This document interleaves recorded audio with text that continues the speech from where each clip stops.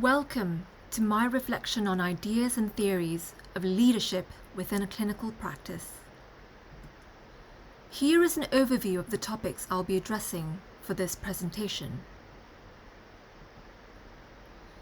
Many contemporary clinical setting is faced with numerous challenges, from growing consumer expectations and demands, employee satisfaction and retention, budgets and monetary constraints, addressing the issues around the levels of quality and safety within the healthcare system, and directives from stakeholders to improve patient-centered care. Healthcare is delivered through intricate systems involving many individuals and organizations. Leadership in clinical practice are crucial to create effective management of care in a clinical setting. An effective clinician understands these pathways and systems and are able to work with and within these systems to benefit their patients and the clinical space. Although leadership itself is an intangible concept, it is often described within the context in which it is exercised. This presentation aims to identify the most appropriate leadership style for our current clinical environment. Let's have a look at the definition of leadership. Leadership is challenging to define due to the complexity of the term and its association with management. Generally, leadership is defined as the role between the individuals who take lead and those who choose to follow, in order for all parties to reach a common goal. It is evident within clinical staff who embodies influential significance over other clinicians without requiring any official authority entrusted onto them to facilitate team efforts in the accomplishment of shared objectives. It is common misunderstanding between the practices of management and leadership. Leadership personifies as setting directions, influencing others, and facilitating change, while management involves marshalling directives from higher management and allocating resources to maintain stability. Although this idea might relegate the role of management, in reality, both are crucial to the success of any clinical environment, and the separation of the two functions can be detrimental. Major differences in the quality and outcome of care can be determined by the presence or absence of effective leaders in the healthcare space. Effective clinical leadership is important to ensure that high-quality healthcare is consistently provided for safe and efficient care to achieve and maintain improvements of patient safety and the quality of care. Optimum patient care requires healthy practice environments. Threats can be found within organization practice, work processes and design, and institutional culture. Clinical leaders can help create and maintain quality care by recognizing these threats and initiate strategies to mitigate them. This in turn improves patient outcomes and enhances the practice's environment through the demonstration of emotional intelligence, the ability to challenge ineffective work processes, and inspire others to act. Effective leadership can build mutual trust within the organization and improve team collaboration and institutional commitment. By observing and responding to people in order to maximize their potential in delivering effective, quality, and safe healthcare, which result in greater job satisfaction and a sense of empowerment to lead. Leaders who provide a space to individuals and their team to assume accountability and responsibility for their role in achieving a shared goal can be a valuable experience, providing opportunities for learning and advancement. It creates support and development, engaging with them at regular intervals to review progress, orientating clinicians toward expectations and help their fellow clinicians develop the skills and resources necessary to be successful.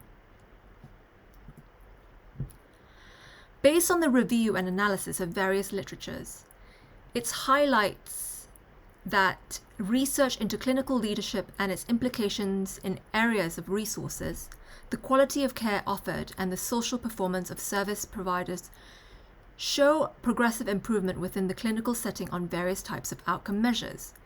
There are only a small number of studies indicated a negative impact on financial and social performance in some cases. This brings us to the topic of identifying the different types of leadership and why some are preferred over the others. As we touched on earlier, leadership is understood differently according to ideology and situations in which leadership is utilized and in regards to the difference in social behaviors and values. There are many identifiable styles of leadership. The most common to appear in literature are transformational, transactional, autocratic, democratic, laissez-faire, task-oriented, and relationship-oriented leadership. The transformational leadership models draws upon motivation and creating healthy working relationships among clinicians. Transformational leaders typically have the ability to inspire confidence, earn respect, and create a sense of ownership in reaching a shared vision. This results in better productivity, higher morale, and greater job satisfaction. A transactional leader portrays as a manager of supply and demand based on the contract. They tend to attain organizational goal by generating exchanges with individuals that lead to an improvement in productivity. An autocratic leader is most useful in emergency situations since they make clear-cut decisions without taking into account the opinion of others. These attitudes can harm an organization by executing strategies and services based upon a subjective idea of what success looks like to them without any shared vision or motivation beyond coercion. In contrary, the laissez-faire leadership style, also called delegative leadership, rarely intervenes in group activities. It is a leader who does not make decisions, offering a hands-on approach, resulting in seldom changes. The democratic or egalitarian leadership is inclusive, considerate, participative, democratic, people-centered, and are concerned with creating equilibrium within the workplace. Task-oriented behavior is directed on organizational goals rather than their fellow clinicians' needs. These leaders are targeted to succeed and keep psychological distance between themselves and their followers. Lastly, relationship-oriented leadership style focuses on interest, development, support, and group members' satisfaction. Although I believe leadership styles should vary according to the situation or the individuals involved, being a successful leader depends on a number of variables, including organizational culture, the vision and values of the leader and followers, the type of work, the influence of the manager, the overall environment, and the complexities of the situation. The style of leadership I find most preferable is a democratic transformational leader, due to their inclusive nature as well as their openness to share vision and values in the achievement of longer-term goals. Their empowerment helps others grow into their own leadership status. It is not surprising that the transformational leadership style has been adopted into many public sector frameworks, such as the UK's NHS Leadership Qualities Framework. It is wise to keep in mind that leadership skills development is an ongoing journey that begins with understanding and expressing the individual's identity. Developing leadership skills is crucial to improving self-characteristics and provides the necessary tool to achieve success within a clinical practice. Healthcare is delivered via complicated systems of diversifying degrees, which often involves a large number of individuals, stakeholders, and organizations.